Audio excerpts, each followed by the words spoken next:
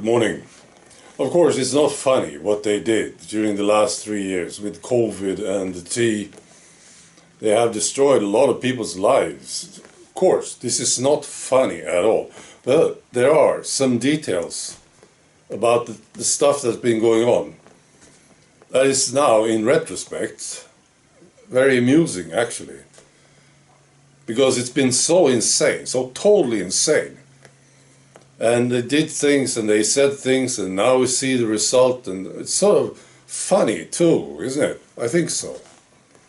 And I think it's good to be able to laugh about this stuff, because what we saw, what we experienced, was insane to such an incredible level. Well, it's good to be able to laugh about it.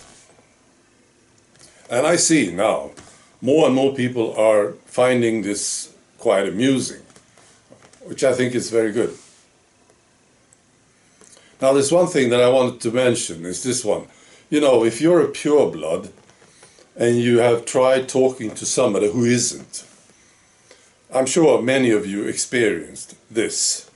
So you are trying to reach them and try to give them information about the tea or something, right?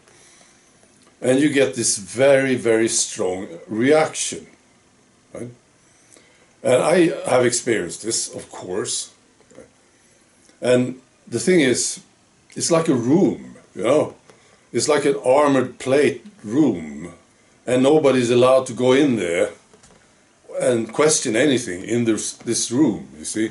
If you get close to the room, it's like a mental thing, you know? They have this room, a small room, I suppose. And if you approach the room, you will get this reaction. You know? They become hostile. And the thing is, if you tell this story to anyone who is a pureblood already, you are a pureblood and you talk to a friend, let's say, who's a pureblood, and you tell them this story about, you know, no, I was trying to talk to my sister about the tea, right? And she became so hostile. We became like enemies, and it was very quick, and it was terrible. You know? I just tried to give her some information about the tea, you know. And she became so angry, and you know. So you tell this story to another pureblood. And the other pureblood, he will never ever say this, wow, that I never heard such a thing. That's so weird. You know, it never happened to me, you know. I think it happened to all of us, you know. So what is this thing? You know? It's like a mental thing. And it's so strong, and they are protecting this room so hard. You can't get close to it.